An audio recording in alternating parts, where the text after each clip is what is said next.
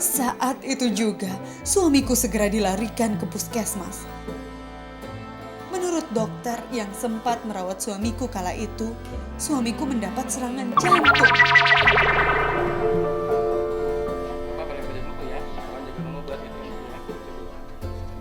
Hati-hati ya Pak ya.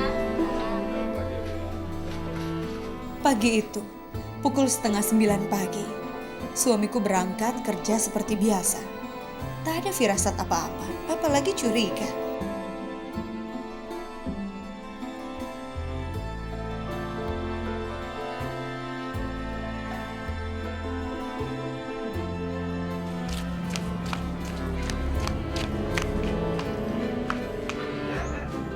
Karena itulah, aku terkejut luar biasa ketika 2 jam kemudian teman-temannya datang ke rumah dan dengan panik menyampaikan sebuah kabar.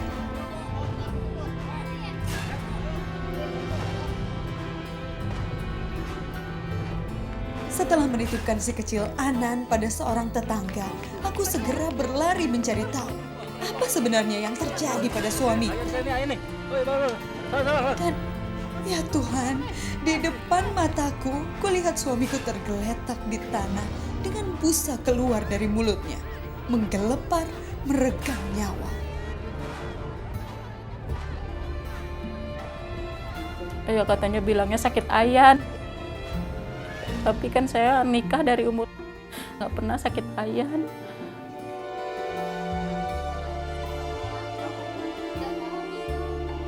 Saat itu juga, suamiku segera dilarikan ke puskesmas.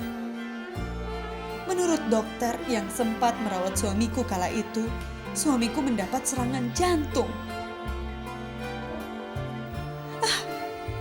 Apapun, yang terpenting suamiku bisa segera tertolong.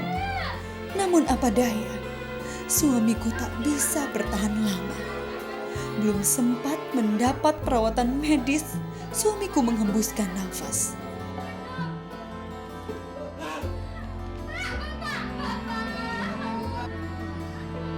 Aku begitu terpukul dengan kepergian suamiku. Jadi ini rupanya arti dari sikap aneh yang ditunjukkan suamiku semalam.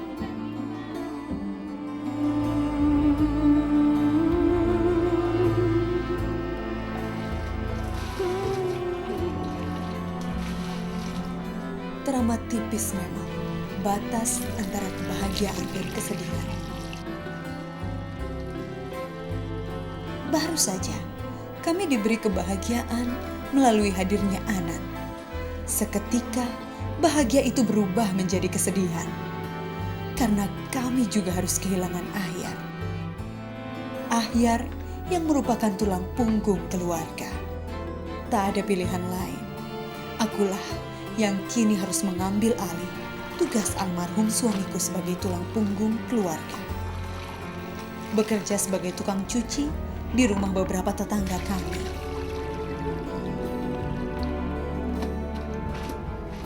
Karena Anan masih kecil, ia selalu kubawa ketika bekerja.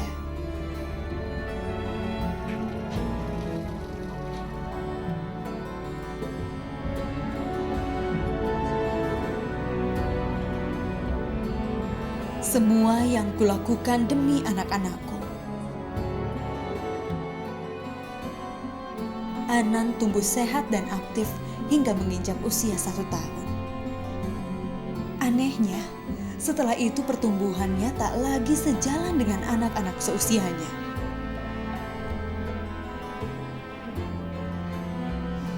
Udah jalan, dia belum sama sekali. Anak ini biar jalan, nggak ada perubahan.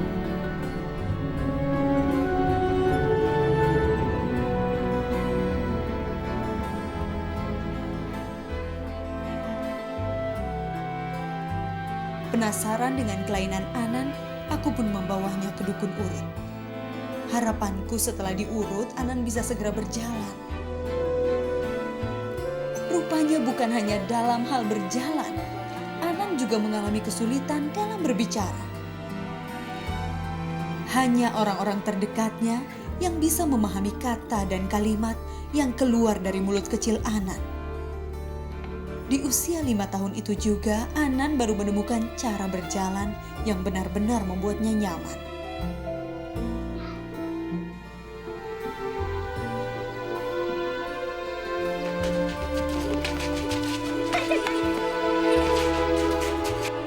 Menginjak usia 7 tahun, Anan kusekolahkan di madrasah, tak jauh dari tempat tinggal kami.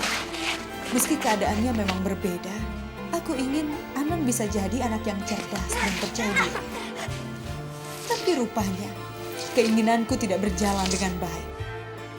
Anan justru sering mendapat perlakuan yang tidak menyenangkan di sekolahnya. Di sana yuk, kita ledekin yuk. Yuk tuh. Kalau hanya diperlakukan buruk oleh teman-temannya, mungkin aku masih bisa terima. Namanya juga anak-anak. Tapi aku benar-benar terluka ketika Anan bercerita tentang sikap guru di sekolah terhadapnya. Anan gak bisa jalan, Anan gak bisa jalan.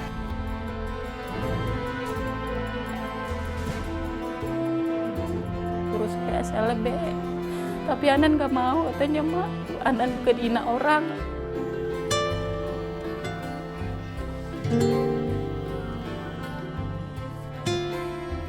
Ya sudah, aku juga tidak bisa berbuat apa-apa.